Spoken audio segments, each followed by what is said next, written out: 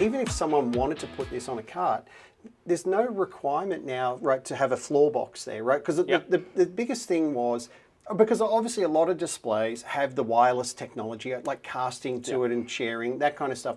But you still need to plug it into power.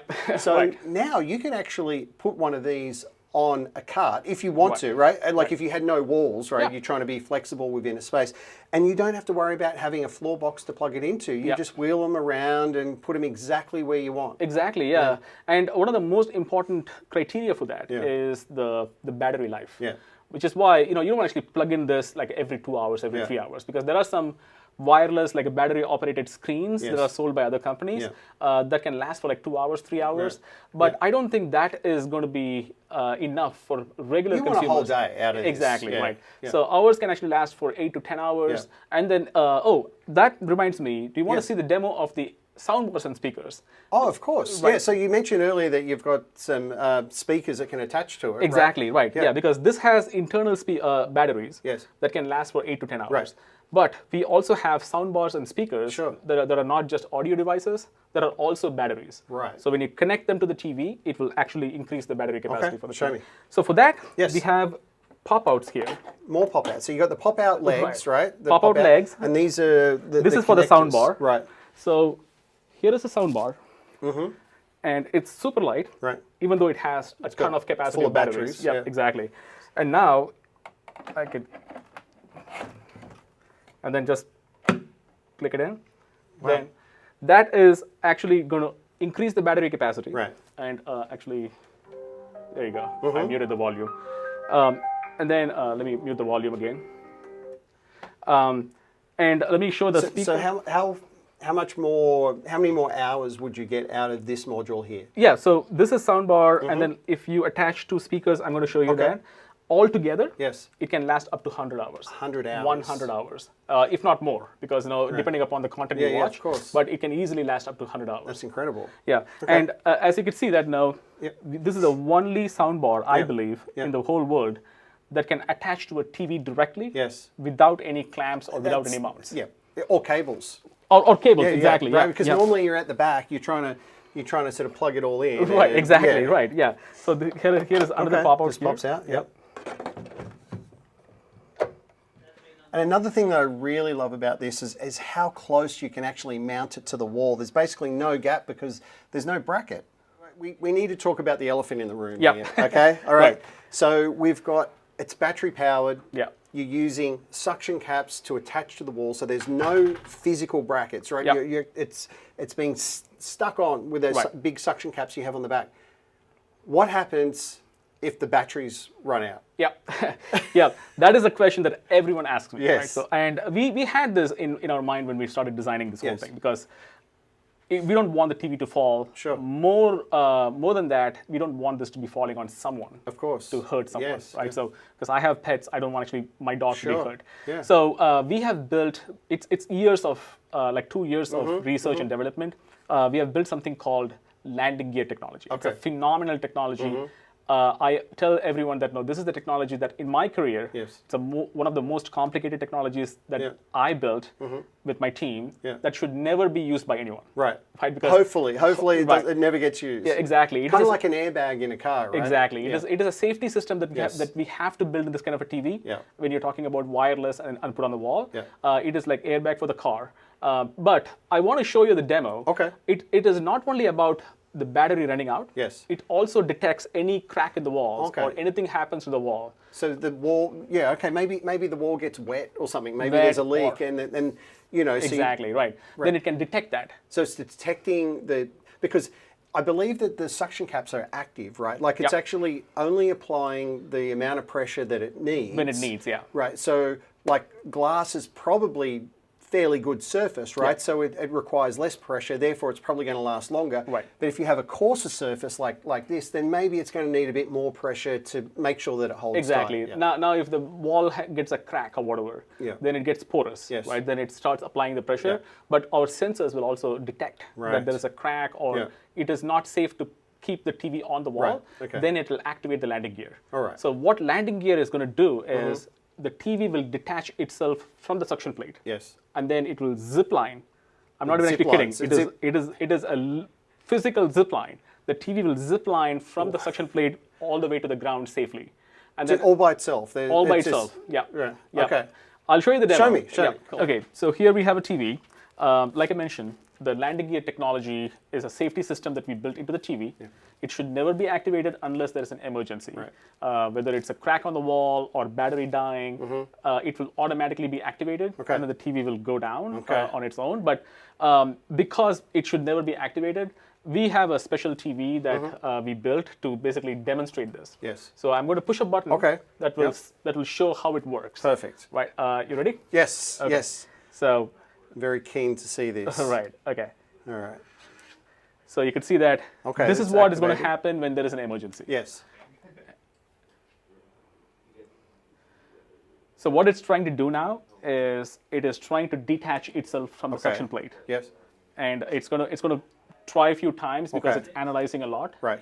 And then once it's identified that how to remove itself from the suction plate, then it'll activate the landing gear. So it's just basically making sure that it's a safe environment kind of thing. And because it's applying a certain amount of pressure to the wall. Yeah. Exactly. And so it's slowly, because you don't want it just to turn off completely, right? It's going to let itself. Right.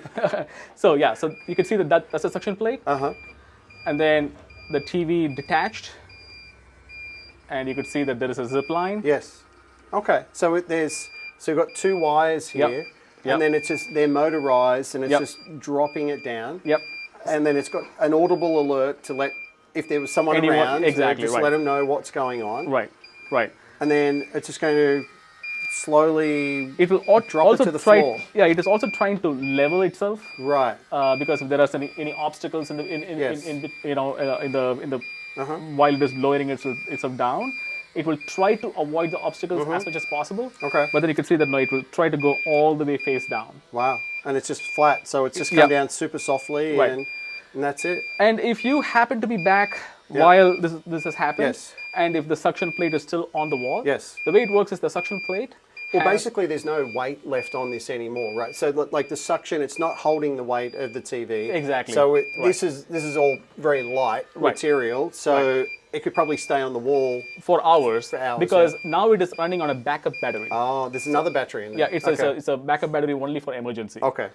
So it can stay on for probably 8-9 hours, and then it will automatically slide down. Right. And it is super lightweight, so it is not going to damage anything. But so that's the whole idea. Now that, to your point, there is no weight attached to the suction plate, we will also lower the pressure. Okay. It will not be actually operating all suction cups at this point. It will just lower the pump so that it can last longer. It's incredible. Wow. It's amazing. Yep. And then if you when you come back home, it is still on the wall. Yep. You can just push these two buttons. Yeah. And then you can just remove the suction plate. Still wants to stick to the wall. Yeah. There's still a lot of suction on there, even though. It is still more suction on the wall, and then you could just retract using the joystick. Okay. And then once it's inside the TV, it's automatic snap. Okay. And then you just reset the whole thing. Right. We have a wake word, hey displace, but I'm going to be using a push to talk feature on our controller to do any kind of search. I can ask for content, or I can ask for math question. I'm going to be asking for a content now.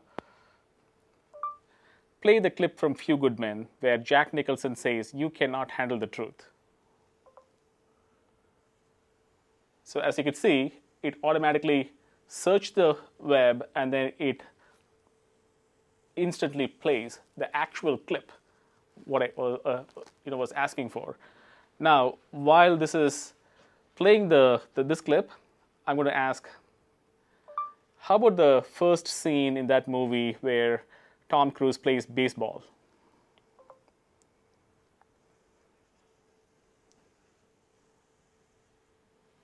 Isn't that cool? So I can have a conversation now. It played the other clip, and then I said, okay, now play the first clip where he plays baseball. Now, completely out of context, I can say, can you give me the formula to calculate the volume of a pentagonal prism? So now, it actually takes me to ChatGPT, and if I have an account, it'll automatically use my account, but you could see that now it is actually take me to ChatGPT and you can see the answers here. But I can also have a follow-on conversation here. How about a rectangle? Now you could see formula to calculate the volume of a rectangular prism. So this is how the whole AI search that we have built. It is more like a smart AI that can actually route you to a specific website that will get you the answers quickly. So you don't have. We are not in the business of actually creating answers for you, but we will be taking you closer to the website that will have answers for you.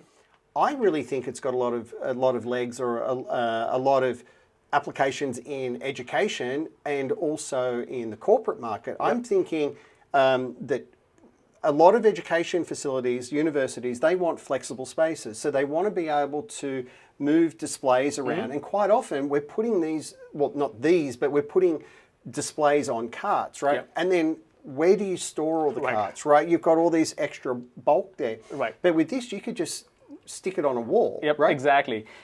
You're spot on, because when I started the company, I actually created this for myself, right? Because I wanted a TV that I want to put in my kitchen and very easily, no clutters, no drilling holes. Yeah.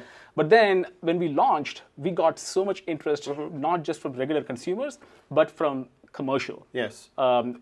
Especially the pro AV market. Yeah. Because we can actually attach to this, a TV to a glass.